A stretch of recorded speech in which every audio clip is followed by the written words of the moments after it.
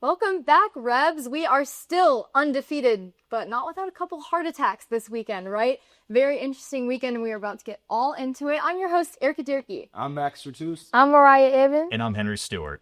RebelWatch has a new logo, so that's exciting stuff. And we also, as a football team, are 6-0. How do we feel about the Washington State game that occurred this weekend? Very lucky to be undefeated still. This is a team that was woefully, completely, utterly unprepared for this team. And Cam Franklin, defensive end for the team, spoke in a press conference after the game, said the team ran maybe 3 sets in practice for this game and were basically entirely focused on Georgia, and that showed. This team was unprepared, they were slow, and they took this Washington State team as a win for granted. Jimmy Rogers and the Cougars did not let that happen. Jimmy Rogers came over from South Dakota State, won a national championship with the Jackrabbits in 2023, lost in the semifinals last year. This is a very, very good ball coach and a very well-coached team, very disciplined. They executed. They were prepared for this team, and they had a game plan, and they just flat out-coached and outplayed Ole Miss. Ole Miss was able to make a few bigger plays. The talent is definitely on the favor of the Rebels, but this game should have been way much of a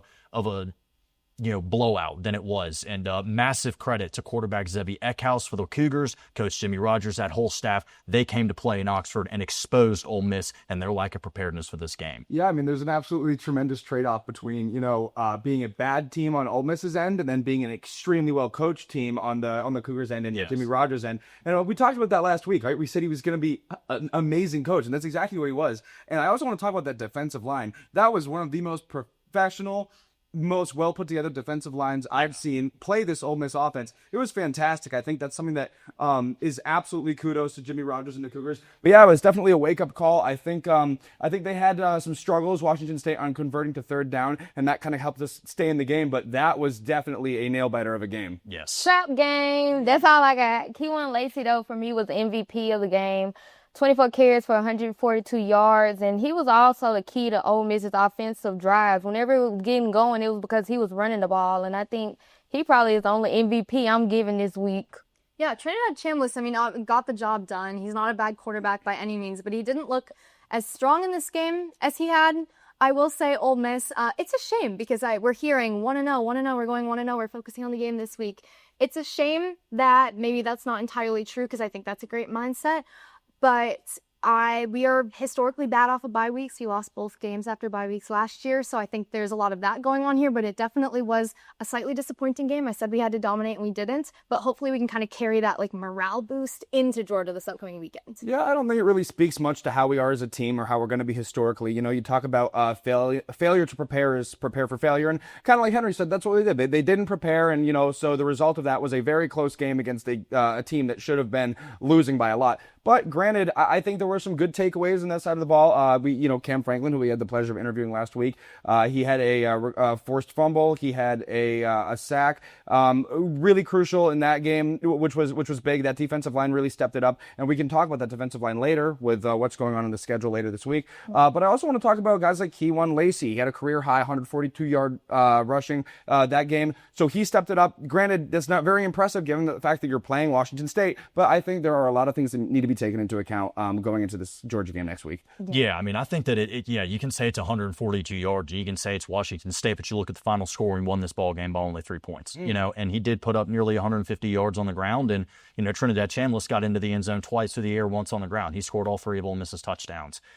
So while he wasn't his most efficient self, he certainly got the job done and led this team to a victory. And that's really all you can ask of your starting quarterback at the end of the day. But this is an extremely well-coached Washington State team. They basically brought over that entire South Dakota State roster to Pullman. So, you've got guys like Tucker Larch, who were, first team All Missouri Valley as a safety, and he's now playing safety for the Cougars and just had a phenomenal game. And, he caused a lot of problems for Ole Miss, offensively kind of in that secondary. So this is a really well-coached team, really, really good group of guys, very blue-collar, kind of under-recruited, undervalued, underlooked, and they certainly made Ole Miss pay for their assumptions. Doesn't matter if they're coming from the FCS. Those boys can play. A lot of the commentators was talking about Austin Simmons was warming up on the sidelines. If this happened, like when we get this slow start against Georgia, do you think they're going to bring Austin Simmons in? I hope not. Austin Simmons warms up on the sidelines every single game. He's always doing like little things. I don't think that's meaningful. I wouldn't have hated to see him enter the game, but I don't think it's telling at all that he was warming. He's always just dancing around over there, whether it's like for real or like for trickery. I don't know. I do want to shout you out, by the way, though, because somehow we all laughed at your prediction last week, your first one, because like in the 20s, and I think every single time we've done a score prediction, you have been the closest. Thank you. There you go. Congratulations. Props to you, Mariah. Yeah. Any other thoughts about the Washington State game? I don't necessarily want to say that I was glad that I don't want to see Austin Simmons, and then I'm glad I didn't see him. I don't want to make that seem like it's some kind of personal thing against Austin Simmons. I spoke about it earlier in the year, and, you throw in a quarterback that's, a different quarterback in the middle of the game that messes up the rhythm of the offense. And I think that could have been catastrophic for Ole Miss if they had just thrown in Austin Simmons and said, okay, go to work. He hasn't really played any meaningful time since Kentucky. He hasn't been in a game. The offense has kind of gotten used to Chambliss now, and that would kind of disrupt things. So I'm glad that they did decide to stick with Chambliss, and I hope they do so going forward. I do think it also has the propensity, though, to mess up the defense. That's kind of like that's what Kiffin's been trying to do, and I do think like they play different styles of games. So in the same way that it could mess up the offense if they are warming up more with Simmons, it probably has a greater chance to mess up the opposing defense. But I do agree. I think I'm glad Chambliss finished and began that game. I think so too. Yeah, I mean, that could totally serve as part of it, Erica. I totally agree. You look at what Kiffin did last year. That's kind of what the cream of the crop of his defense is that, it's his volatility with his offense. Sorry. He put in Austin Simmons last year against Georgia, and that was something that threw off the game completely. And that's kind of what he does. He is an offensive mastermind, and I think, you never know what he's going to have up his sleeve, which is why it is pretty interesting that, a team wouldn't completely rule out something like that from a coach like him. So I think anything could happen with Kiffin. Yeah, keeps them on their feet, right? Yeah. After the break, though, we are going to talk just a little bit about some of the other matchups in the SEC, but then we are going to get into a very exciting interview that we conducted over the past week with a wide receiver. We will see you after the break. It's that time of the year again, fellas. When the mornings are hot, the afternoons are hotter, and football is on its way back. Now, games is won by the battles fought in August.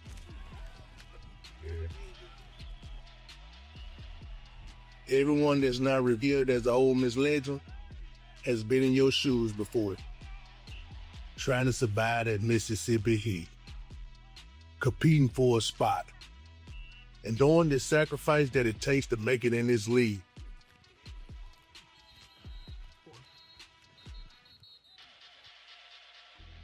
You go into this money collection of men from 100 different places. And if you work, you'll emerge from it as one team with one goal and one heartbeat. The SEC awaits you.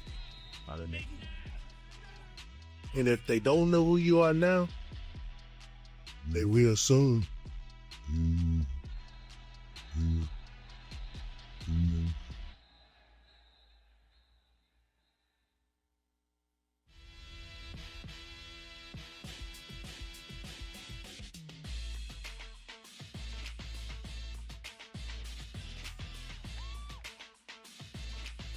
The dynamic freshman is starting to make his impact.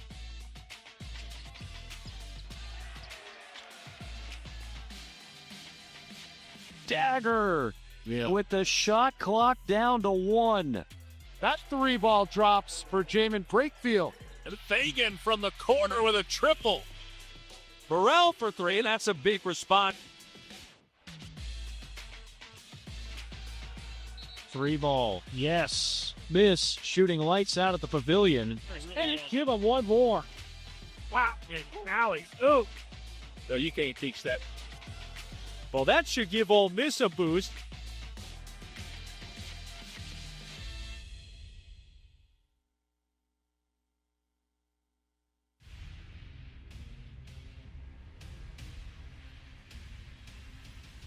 Ole Miss, 18th NCAA tournament appearance.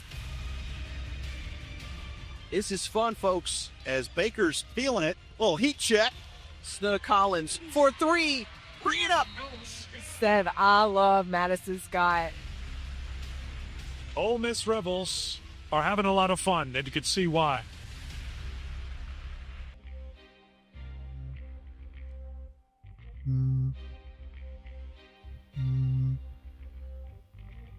Welcome back. So obviously, since I have an Ole Miss preference, I've decided we're not going to talk much about SEC games today, especially with the exciting interview we have coming up. But quickly, does anyone have any major takeaways from some of the action we saw this weekend? Yeah, Missouri-Alabama was really the game that stood out to me. You know, Missouri's really, they're severely overhyped. They had played a cupcake schedule up to this point. Yeah, they're playing Alabama. Yeah, they're playing at home. Yeah, they only lost by 3, but I think that more so speaks to an inability of Alabama to really get the job done. They've played tougher road games than this. They've played at Florida State. They've played at Georgia. You know, this team doesn't impress me. Alabama doesn't impress me as well because I don't think that Missouri is that good, so hence I don't think that win is impressive for them. You know, Bo Prabula, the Missouri quarterback, those 2 interceptions, you know, barely a little over 200 yards. You know, Missouri's not Missouri will win 8 games. I think they're not very strong, and I don't think that we should be saying that Alabama's back because they're a solid team but not a great team. Yeah, I want to talk about the upset. We had Texas beat number 6 Oklahoma, I believe. Now, here's what I want to talk about with that game is the narrative shift. You know, past couple of weeks, everybody's been hitting on Arch being overrated. And then everyone's talking about, all right, you can talk about that maybe a little bit, but everyone's talking about John Mateer, who is kind of the front runner for this Heisman talk. Absolutely horrible game. So it's kind of interesting to see how this narrative is going to play out. And I think that, again, you know, I've been saying it, you know, for the past weeks. There are always motives in football, and anything is subject to change. And this is probably one of the most inconsistent college football seasons we've seen in a while. But Easily, I think that was a very interesting game for sure. Yeah, I mean it's hard to play well when you are coming off of a broken hand and you had surgery 3 weeks ago. He was rushed back 100%. He should not have played. They should have left it to Michael Hawkins. They should have let him rest up. They've got bigger games down the line than a subpar Texas squad with an overhyped quarterback. And we'll see how that plays out when we face the Reds. So luckily, we won't have to play either of those teams, and we'll see who starts to rise to the top of the SEC. But we will have to play against John Mateer. So I'm very excited to see how he plays this weekend in anticipation to our game. But this past week, we had Henry and Mariah had the opportunity to interview Deshaun Stribley. How was that? Yeah, like Erica said, me and Henry had the pleasure of interviewing the wide receiver for the Ole Miss Rebels, Deshaun Stribley. Did I say it right? Okay, he talked about leadership and what drives him on and off the field. He was really just a cool dude, chill dude to talk to, and I hope y'all enjoyed interviewing as much as we enjoyed doing it. And we'll take a look at that right now. Now, Deshaun, you played at a lot of places in your career. What is so special about Ole Miss? I just want to win. You know, that's why I came here, win games, playing in some big games. Does that any NFL player that you model your game at? I couldn't really say one person. Growing up, I watched a lot of DK just because of him being so physical. You know, I feel like that's kind of like not a common trend for receivers, you know what I mean? But the ability to be able to block and, you know, dominate is just something that I work forward to. Obviously, he was an Ole Miss Rebel. Did that have any kind of factor on your decision to come here? I would not really because he's so long ago, you know what I mean? But just really just wanted to come here win, you know what I mean? Just look at the numbers and the offense and what Coach Kippen does, and I just want to be a part of something special. You mentioned Coach Kippen. Can you describe some of his unique coaching styles? Just certain things that we do in practice, like the competition drills. You know, it's very relaxed here in a sense. You know what I mean? It's very serious, but we also have a lot of fun. So I feel like that's very different. You know what I mean? I haven't been a part of a program like that where you can be serious but also have fun at the same time. I played under the great Mike Gundy at Oklahoma State, now under Lane Kiffin, who's quickly become one of the best coaches in the sport. You know, how has that kind of impacted you and your development and even to an extent your personal life, you as a person as you've gotten older? I would say just learning, you know what I mean? Just taking certain things from them, you know what I mean? They're very smart guys, you know what I mean? How they carry themselves and how they're so presentable. So I just feel like just taking certain things from them, applying it in my life, you know, how I can get better, how I can be more mature in a sense. How would you define success on and off the field? Progress, you know, little wins, you know what I mean? You can't really measure it in the big scheme of everything, you know, as stats or wins. It's just small things, you know? You know, being at Ole Miss, you know, you kind of running that fast-paced, kind of up-tempo, kind of spread offense, kind of similar to what you saw at Oklahoma State. You know, the playbooks being similar did that. You know, how was that adjustment for you? It was a little adjustment in the sense of conditioning. We kind of huddled a little more back at OK State, but here it's just fast tempo, get lined up quick. You know what I mean? So it's been a little adjustment, but I feel like I am adjusted well. You know what I mean? Just trying to do my part on the team to help us win. Can you talk about the culture shock you had to go through when you came from Hawaii all the way to Mississippi? In a sense, it's kind of the same a little bit. The Southern hospitality is kind of the same as Hawaiian. Everyone's very welcoming. Here around the town, people say hi to you, open the door for you. You know what I mean? It's the same way back in Hawaii. So it hasn't been that much of a difference. Speaking of mods, you played this past weekend, your former team, granted about the same coaching staff, probably not the same players, but what was that kind of like, playing against Washington State where you started your career? It was a blessing. I look at it as, it's all God. I started there a long time ago with no real big picture of where I would be now. So it's a blessing to see, what God has done for me in my life and where I am now and opportunity that I have now. Do you have any free game rituals? Not really. I kind of just go with the flow a little bit. I wear a leg before every game. My mom makes me a leg, so that's kind of like a ritual thing. You got some really big games coming up, obviously this weekend, College game day at Georgia, then at Oklahoma, probably some bigger games than what you were used to at Washington State, Oklahoma State. How would you kind of prepare for those games mental? Ball is ball. No matter what, I'm going to go out there and do my job and play with great effort. So ball is ball. It doesn't matter the stage or where it's at, Georgia, Oklahoma, or in a partner rob. You know what I mean? We're going to go out there and do our thing, play with great effort, and just try to go over one more. Throughout your football career, have you had any football mentors? Yeah, so when I first got into college, one of my roommates, his name was Jaden Delora. I mean, he was a big mentor of me just because he was already there. So he kind of showed me the ropes and how to act, how to conduct business. And also another one, he played receiver, and his Lincoln Victor. Played with him, and he was just a technician. So he showed me that, it's not always about talent. You got to have great fundamentals, know your alignment, know defenses, and that really help you transform my game. Is there any advice? Praise God, keep your head down, and someday, one day, it's going to be everything that you wish for. Sure, keep working hard at it, and it's all going to work out eventually. Huge thank you to Stribling for taking the time to sit down with us. And if you want to see the entire video, it will be uploaded on YouTube. You can hear a little bit more about his fears of public speaking and how fast he is. Very interesting interview. And we will be right back after the break to talk about the upcoming game this weekend against Georgia. Journalism. Here at the University of Mississippi, we produce a nightly half-hour newscast, broadcasting regionally on cable and globally on the World Wide Web. It's the kind of experience that is preparing me to walk into any news station in the country with the skills and abilities I need to succeed. So it's not just preparing me for the real world, it is the real world.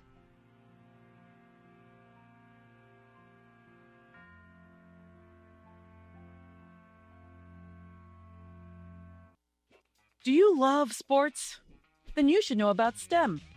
Because maximizing nutrition, analyzing peak muscle performance, calculating the perfect shot, and more are all made possible by science, technology, engineering, and math. In fact, there are more careers than ever in sports science. So if you have a passion for sports, then think about getting involved in STEM and improve everyone's game on and off the field. Get inspired at SheCanSTEM.com.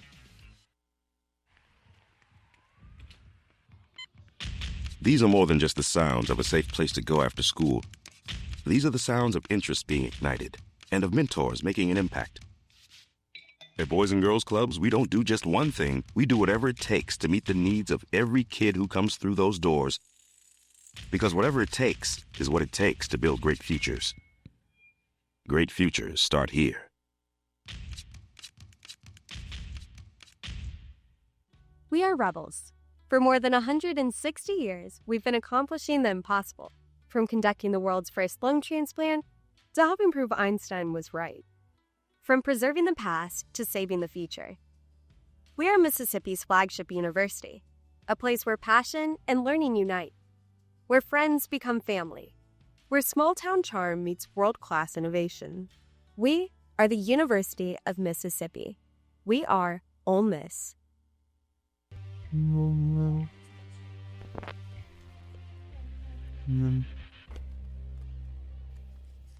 All right, Revs. I think that this is our most telling matchup yet. So, I mean, I made signs. Who do you think's gonna win? Go. Whoa. This pains me. I don't think we're gonna win. Whoa. I don't think we're gonna win. So. You think that's crazy? I think y'all are crazy. Why do you think You're your own. Crazy. So Hold on. No one is crazy. You're not crazy. We're not. Like, it's gonna be close, don't you think? I don't necessarily. I mean, I think it'll be close, but I think Ole Miss comes away with the victory. Really? We'll let you go Yeah. first since we're the majority. Why do you think that? Well, I mean, first off, Georgia doesn't have much of an offense. I mean, they've got the 29th ranked offense in the country, and it's really just Gunnar Stockton, and they're not a dynamic, high-powered offense. It's very simple. They don't have much of a run game, which is the bread and butter of Georgia football. Terrific running backs. I could sit here all day and listen to Todd Gurley, Sony Michel, Herschel Walker, literally be here all day talking about that. Ole Miss has a much better offense. Their defense is solid. It's ranked 30th in the country in terms of yards allowed per game. I think Ole Miss offensively will really need to step up, and I think that they can do that. This is a team that has been they've had to face some adversity this season, and granted, Georgia has lost a game, but they don't scare me offensively. You need to be able to score to win, and yeah, defense does win championships, but if you have a completely ineffective offense, then I think that, that kind of negates the point of a great defense. So I think that Ole Miss wins this football game, and I think it would, my prediction score-wise, I'm going to go with 27-24, 27-20, somewhere in that range. It'll be close, but Ole Miss gets the win. no. Well, I got those dogs. All right, let me tell you what I got.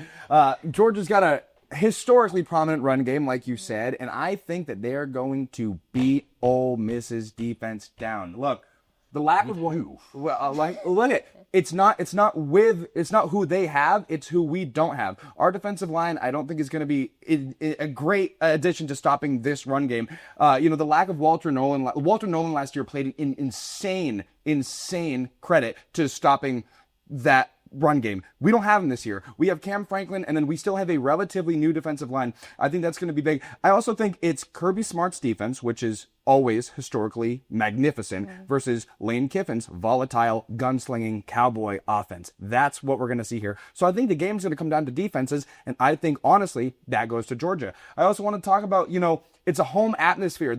I love talking about this part of football. This is the stuff you don't see on paper, on statistics, on the box score. This is not only a home game in Athens, this is a revenge chip for Georgia, who is always late in the season to getting a start. They're always a slow team to start each game, which we can talk about later, with the matchup itself. But I think that, it's the same story every year. You see an early Georgia starting to struggle, then they pick it up, and then by November and late October, that's when they start to put it together. I think Georgia's going to dog walk these Rebels. What's the score? I think 27-17. Okay, well, I did pick Georgia, but Max was beating on the desk and stuff like that. I'm not that passionate. I just think Georgia has depth, especially on their defense and in the trenches, and they have an ability to adjust mid-game. They've been a second-half team, and that's really dangerous because Ole Miss could run up the clock and all that crap. And I think they do have home field advantage, like Max said. But I know Kirby Smart. I don't know him personally, but I know him coaching, and I know that he's not going to take 2 losses this early. I mean, and knowing that the playoffs is coming up and stuff like that, I just know his ability as a coach. He's not going to take 2 losses. So, just because you think a team's going to win doesn't mean you have to advocate for them. By the way. By the way, I speak from the heart, and I speak to what I think is going to happen from each team. All right. If we're going to talk about things being off paper, like not being reflected in the box score, I do think this loss we took last week will be a morale boost for us. Like, we also have a lot of fire under our bellies, but I showed Georgia. I think they're going to win. I think that the home atmosphere is something that just cannot be overstated. I went to the LSU game last year in Death Valley. Neutral field, Ole Miss should have won last year, but there's just something about it. So I think I agree, and I also just think that historically we don't play very well against them. We haven't beaten them in Athens in 29 years or something, right? Like, I think we have to lose eventually, probably, and I think it's probably a game. Well, I think there's so much stuff that goes into it. And also, just to kind of go back to your point. Now, not to say that I'm, specifically rooting for Georgia, but man, I'm excited to see this game. This is going to be a great game. And, I got the stickers on the laptop too. Let's not. I would love if Ole Miss was going to be able to go in there and win. And here's how they can do it, in my opinion. I want to talk about how awful Georgia's secondary is. Yeah. They gave up 371 yards against Tennessee, 276 to Alabama. If he performs completely well under the composure of Athens, I think Trinidad could have an effective game if he can expose that awful secondary for what it is, an awful secondary. Now, Kirby Smart, great defensive mind. How will he adapt to that? And can he read that pregame to see how he can kind of, shift the focus a little bit? But another thing that I want to say about Georgia is they are, and I said this earlier, they are very, very slow to start historically. Right now, they're 1-3 in their last 4 3/4. So they're a slow start team. That always happens, but they pick it up. They always do. So it's going to be interesting to see because we have been a slow start team this year too. So I think it could be. I mean, again, it's a nothing statement to say, it could be anyone's game, because that's how football is. It could be anyone's game. Look at last week. It was almost Washington State's game. But I think this is going to be a very interesting game to see. But right now, I got the Dogs. What was your score prediction? I think 30-24 Georgia. Okay. Yeah. I have a vision. It's going to be 24-20 Georgia, and we're going to have to score a touchdown to win, and then we won't convert on 4th down. That's my vision. So you have a strong vision. Yeah. Cam Scatterbo was in my dream last night. Oh, gee. I think that's interesting, but, you talk about Georgia's, run game and historically it's great. I sat here and listed off the great running backs they have. They don't have a great running back this year. They don't have a great run game, period. They don't have an effective run game this year. Chauncey Bowens? He's got 300 yards on the season. I think, I really do think they have a dynamic running bench, too. They have a lot of... Who do they have? Cash Jones, who has -5 yards on the season, and we're now entering week 7? I don't know. I like Kirby Smart just all the time. Like, he can just turn these regular Joes off the street into something. He just had that ability. Like, to me, Kirby Smart I just think he's a genius coach at this point. So that's why I give it to him. Now, here's something that I want to ask you, Henry, because I was thinking about this earlier when you were talking about Alabama in relation to Mizzou, saying that just because Alabama was able to, have a dominant win over them, that doesn't mean that, they're a fantastic team still. Yes. How do you attribute that logic to this past Ole Miss game? Because now I'm thinking about it in Georgia. We almost lost to a not historically bad team, but a projected bad team. So do you think that now, because we had such a close game against such a lower ranked team, that's going to contribute to this Georgia game? I think it depends on how the team takes that to heart. Takes that. I think it really depends on how they let that affect their mentality. They've been practicing all week, and I mean, Mariah and I were walking over to the Manning Center, to do our interview with DeJon Stribling, and they've got the Georgia crowd noise being pumped in over the speakers. They've got Georgia's band, the music that their band plays coming in with that as well. They've got the PA announcer. They've been doing that all week long. They were focusing on Georgia before the Washington State game. This is a game that this team has had circled on their calendar and have been looking forward to all season. So, in my opinion, I think it really depends on how they let this affect them mentally, but it seems to me like they are locked in on this game and that they just simply overlooked Washington State and they got bailed out. Talent ultimately was able to prevail, but they got very lucky, and I had this game as a 45-10 win for Ole Miss, and I was completely wrong about that because the team was unprepared. But I think that they're showing a level of preparedness for Georgia that's entirely different than what they were showing to Washington State because they are two different teams at the end of the day. Yeah. One is a premier SEC matchup where College Game Day is coming. The other was one of the teams that was left behind in the abandoned Pac-12, Pac-2 essentially. It's them in Oregon State now. So I think that they just overlooked this game, and I think this isn't a good win for Ole Miss. This would be a horrendous season-ending loss because I think that we get through Georgia with a W, but I don't know about Oklahoma. That's the only game on this schedule that I see as taking a loss. Yeah, it does boil down to that preparedness. Just to go off what Mariah said last week, she referred to the Washington State game as a scrimmage game, and essentially, I hope that if that's what they viewed it as, then that this is the game that you were scrimmaging for. I think it all is going to boil down to preparedness. Yeah, I think Georgia, they have that mindset of, hey man, they beat us last year, we need to beat them now, and I think just seeing Ole Miss go out that sluggish Washington State game, Georgia's going to crush us maybe, I think. Not crush us like, blowout, but I think it's going to come down to a touchdown. And we're just going to have to find out, aren't we? I am really anticipating how this week goes. I think it's going to have a lot to say about the rest of our season, but for now, we will be saying goodbye. I have been your host, Eric Dierke. I'm Max Sertus. I'm Mariah Evans. And I'm Henry Stewart. Tune in to us next week for a debrief about this game and a look forward to another really important game against Oklahoma. Hotty toddy.